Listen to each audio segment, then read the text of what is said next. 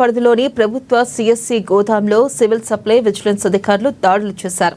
గోదాంలో ఉన్న 2 లారీలలో ఉన్న సుమారు 580 క్వింటాల అనుమానిత బియ్యంను స్వాధీనం చేసుకున్నారు. రేషన్ బియ్యం గజ్వేల్ గోడౌన్ కు తరలింపు జరుగుతుందని సమాచారం మేరకు తనిఖీ చేసి 2 లారీల రేషన్ బియ్యాన్ని అధికారులు పట్టుకున్నారు. సమాచారం మేరకు సిబ్బందితో గోదాముకు వచ్చి పరిశీలించగా 2 లారీలలో రేషన్ బియ్యం ఉన్నాయని, వాటికి సంబంధించిన పత్రాలు సరిగ్గా లేనందున వాటిని అనుమానాస్పద బియ్యముగా పరిగణలోకి తీసుకుని విచారిస్తున్నామని తెలిపారు. లారీల ట్రాక్ షీట్ కు ఏసీకే నెంబర్ మ్యాచ్ కావడం లేదని, పట్టుకున్న బియ్యం అక్రమ బియ్యమని నిర్ధారణకు వచ్చినట్టయితేనే దీనికి సంబంధించిన రైస్ మిల్లుపై క్రిమినల్ చర్యలు తీసుకుంటామని పేర్కొన్నారు.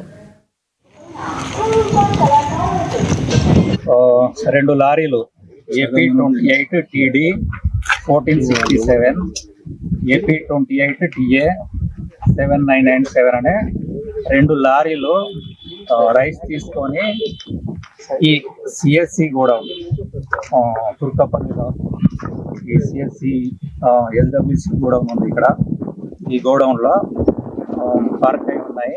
అవి అనుమానాస్పద రైస్ అని చెప్పేసి సమాచారంతో మేము ఇమ్మీడియట్గా రష్ అయినాం. Vigilance and civil supplies head office team ఇక్కడికి రష్ అయినాం. రష్ అయిన తర్వాత ఈ 2 వెహికల్స్ ఇక్కడ పార్క్ చేసి ఉన్నవి కనుక్కున్నాం. ఈ తర్వాత ఈ లారీల యొక్క ట్రక్ షీట్స్, లారీ డ్రైవర్ని ట్రక్ షీట్స్ తీసుకున్నాం.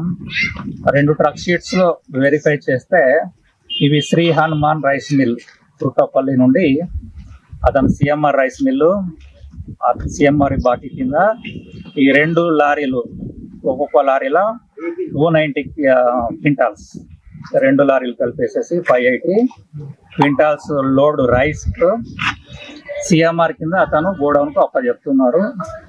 దానికోసం ఇక్కడికి వచ్చినాయి.